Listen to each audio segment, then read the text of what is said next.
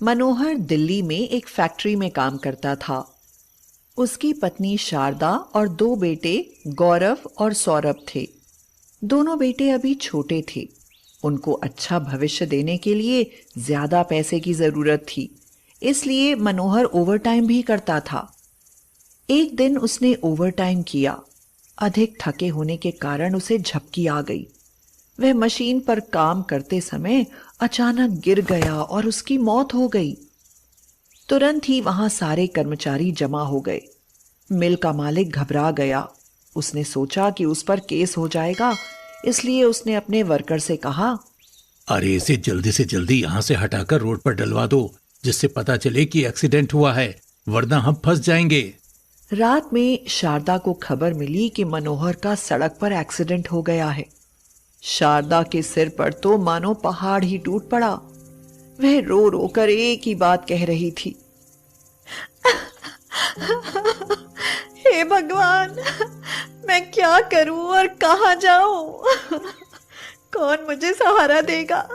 इतने छोटे छोटे बच्चों का पालन पोषण कैसे होगा?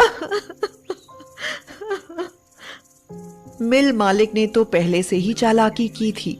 उसने किसी भी क्लेम से बचने के लिए अपना पीछा छुड़ा लिया था। हाँ, दरियादिली दिखाने के लिए मैनेजर आया और शारदा से बोला, बहन जी, हम अपने वर्कर्स का बहुत ध्यान रखते हैं। उनकी मुसीबत में हम हमेशा साथ खड़े रहते हैं।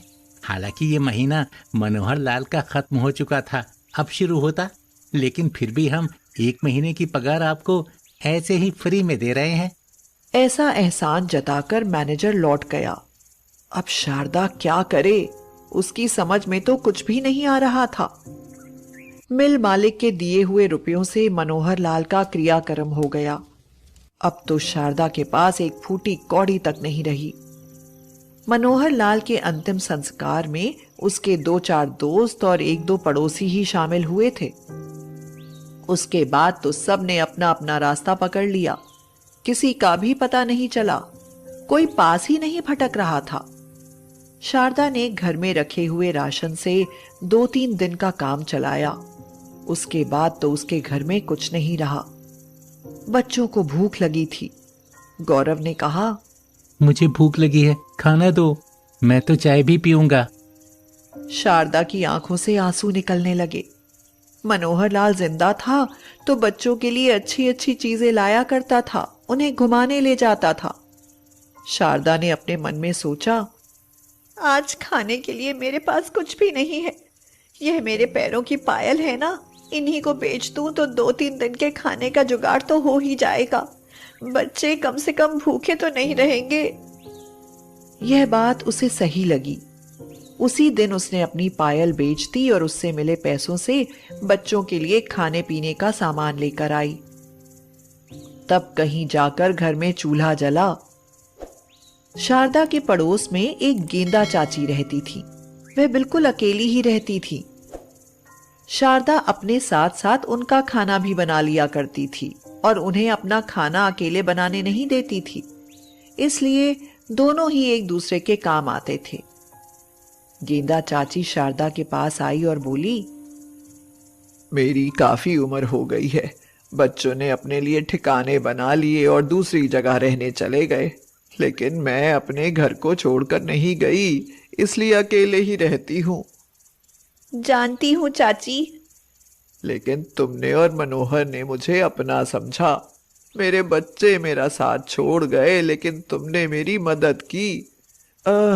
मेरे पास पैसा तो नहीं है बेटी, लेकिन और तरीके से मैं तुम्हारी मदद कर सकती हूँ। तुम्हें मैं एक सलाह देती हूँ कि तुम कुछ काम करो। तुम्हारे बच्चों की देखभाल मैं कर लिया करूँगी। देखो, मैं इसीलिए कहती हूँ क्योंकि मुझे तुमसे बहुत लगाव है। हाँ। गेंदा चाची की बातें सुनकर शारदा की आंखें भर आईं और शारदा बोली, बुरे वक्त में सब साथ छोड़ जाते हैं। आप भी मेरी तरह हो, तभी आपको हमसे हमदर्दी है। बताओ अब मैं क्या करूं? बेटी, ऐसा करो, बड़े बड़े घरों में झाड़ू पोछा और खाने बनाने का काम पकड़ लो। तो तुम्हें आराम से इतने रुपए मिल जाएंगे कि तुम्हारा और तुम्हारे बच्चों का पेट भर जाएगा। यह बात शारदा को जच गई थी। गेंदा चाची के पास अपने बच्चों को छोड़कर वह काम ढूंढने निकली। 2-3 घरों में उसे काम मिल भी गया। अब जिंदगी की गाड़ी रफ्तार पर आ गई थी। धीरे धीरे शारदा के बच्चे बड़े होने लगे और स्कूल जाने लगे। गेंदा चाची उन्हें स्कूल छोड़ आती और ले भी आती। एक बार शारदा बीमार हो गई। कई दिनों तक वह काम पर जा ही नहीं पाई। उसके बाद वह डॉक्टर साहनी के यहाँ काम करने के लिए गई। मन ही मन में वह सोच रही थी, क्या करूं, आज तो पैसे भी नहीं मिल पाएंगे।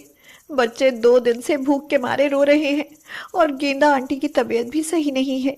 उन्हें भी खाना नहीं मिला, इससे वह भी लगभग बेहोश हो पड़ी हैं। क्या करूं, कुछ समझ में नहीं आता। उस दिन कुछ मन में सोचकर शारदा ने फैसला किया। उसने ढेर सारा खाना बनाया। डॉक्टर साहनी और मिसेस को खाना परोसकर अपने घर के लिए उसने चुपके से ढेर सारा खाना पैक करके झोले में रख लिया था। वह झोले को छुपाकर घर से बाहर निकल गई और अपने घर की ओर चल दी। लेकिन मिसेस साहनी ने उसे देख लिया तो उन्होंने डॉक्टर से कहा, देखो, इसको तो हम बड़ी सीधी और भोली समझते थे। पता नहीं वह हमारे घर से क्या सामान चोरी करके ले जा रही है। जल्दी देखो। डॉक्टर साहनी ने जब यह सुना तो वह अचंभे में रह गए। तुम रुको, मैं भी देखता हूं। डॉक्टर साहनी शारदा का पीछा करने लगे।